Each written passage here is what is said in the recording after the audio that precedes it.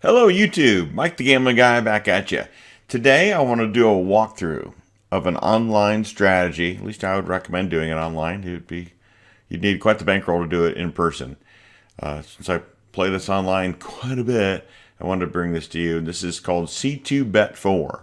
And this is going to be the step-by-step tutorial just how to do it. As far as what are you betting on? Where are you doing this? Where are you making your bets? And then come back for video 2, where I'm going to show you a little bit of nuance on how I play and win every day. All right. So with that, let's get started. So in the Regal app, there's a lot of different strategies that you can use. And today we're going to be doing C2Bet4. So what does C2Bet4 mean?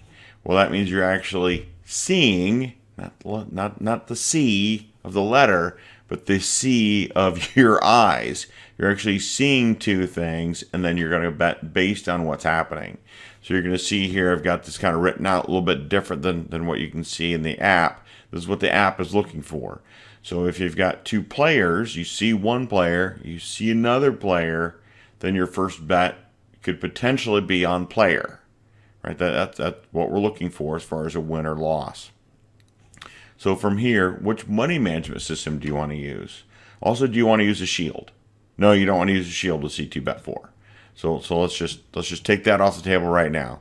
So the money management, anything that's really kind of a martingale is really the thing that C2Bet4 really shines with.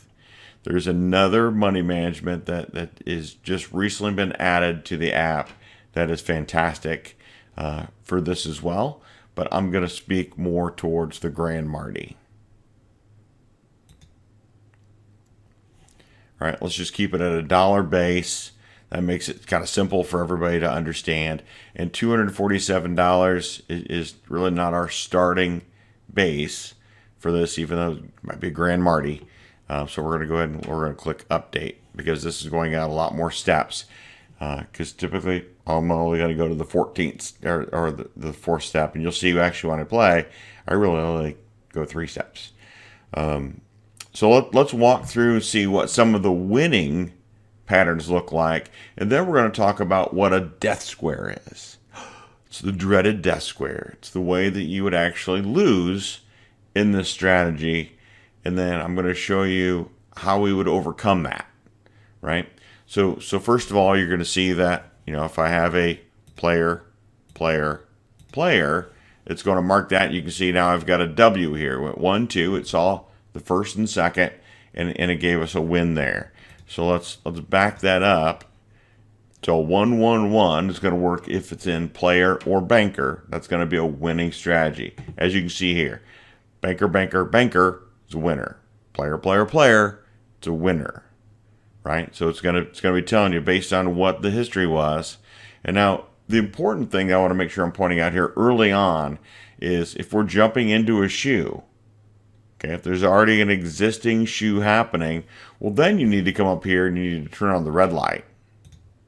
Turn on the red light is going to stop any active bets from tracking as far as what your win or losses are. Allows you to do all the input so you are in line with the shoe. And I'm not going to, I can't stress that enough. You need to be in line with the shoe. What does that mean? Well, that means there are patterns that you can just kind of randomly jump into a shoe and go, oh, look, that was a death square. Let's play here and track that. Or, I had just won my bet. Let's just look at what the last two were. And the last two were players, so let's jump on another player. That's not the way that C2Bet4 is intended to be played. You want to be in line with the shoe. So the best way to do that is on the app. You'll never be out of line if you've put it on the shoe correctly, if you've entered the shoe into here correctly. So I'm going to go ahead and I'm going to turn my red light off. Now, initially when you're coming in, the very first sequence is going to be a wait. It's not going to be telling me to bet. So right now, this is where you normally would be betting. But I'm going to go ahead and we're going to say, since we know over here, we got our cheat sheet sitting over here. We know that this is going to go player, player. Well, I'm going to make this go banker. So now I'm going to show that it has an L there, right? If we took a loss. So we would now know that if we had taken an L there, if we go banker, this is then going to give us a W here. But let's not do that. So we would know that if we had a player, banker, banker, so the 2x2s, you're going to win every time. 2x2s are beautiful with the C2B4 because now if you're doing a Grand Marty, you went from 1 unit to 3 units. Well, you've just won 2 units, right? 2x2s, rock and roll, right? Let that happen all day long. So if we're gonna take this out to the next step. Remember, this could be the opposite colors. So this could be banker, banker, player, player. Still 2x2s, winning combination. All right, so let's go ahead and we're going to say this is a player. So player, we get another L. So we would know that went player, player, banker, player, which is exactly what we have up here. And we would know the next one we would win if we get a banker. All right, so let's go ahead and say, oh, we didn't get that. We're going to go ahead and say we got a player. So that is going to give us an L there as far as another loss. So we know that our fourth bullet is going to be looking for a banker, right? So we're looking for a banker, and no, we got a player. So we got 4 losses in a row. That, my friends, is called a death square.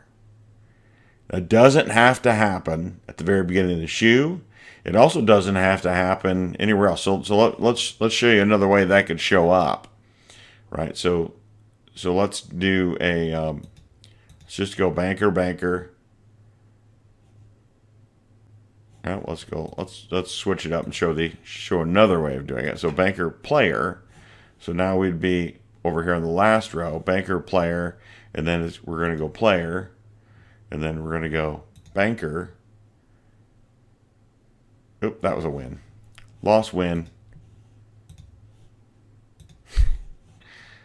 So now it wants us to go banker. So we're going to go player for a loss. And then it wants us to go player, so we're going to go banker for a loss.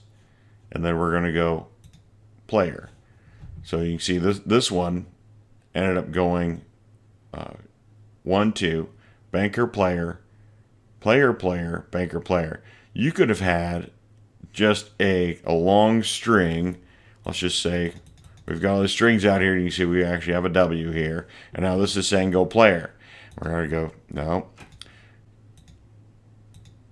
So now we also have a death square, right? But it didn't look like that necessarily because it was at the end of another column. And that can happen, right? Death squares can pop up anywhere. It's just you want to be in line with the shoe and you want to be able to see that that's coming. And with any one of the system's automatically going to be walking through this. So if it was banker, banker, banker, or banker, banker, you're going to be looking for your first bet's going to be banker, then you're going to be player, player, player. There's also other versions of this.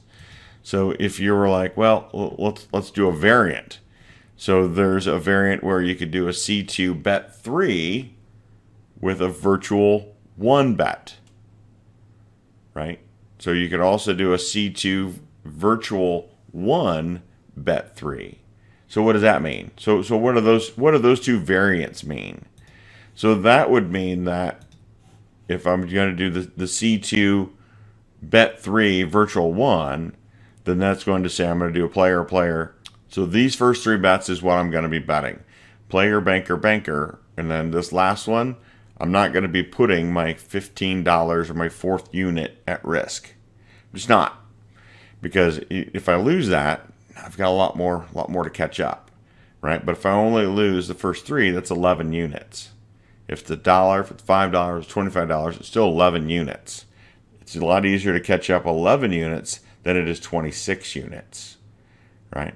I mean, you did have a chance of winning that, but in the next video, I want to show you how to avoid the death squares.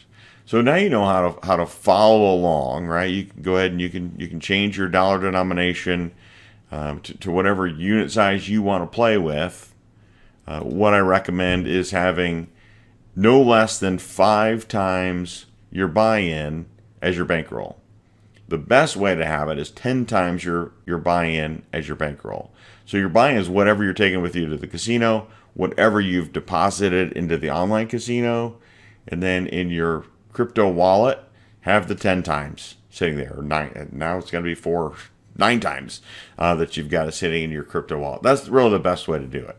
So that way you're never going to be really tempted to go on tilt because you don't have all your money there, right? So that's going to be the kind of the first tip or trick in order to play and to figure out what denomination you're going to be playing at. So you've got a lot of different money managements available to you. I'm going to come back in the next video and I'm going to show you what I'm using, how I play it, and then if a death square shows up, how do you get your money back, right? That's going to be a big key there. So stay tuned. There's going to be another video coming out very shortly on how I play the C2B4 to make money every day. So until next time, Mike the Gambling Guy, I'm out.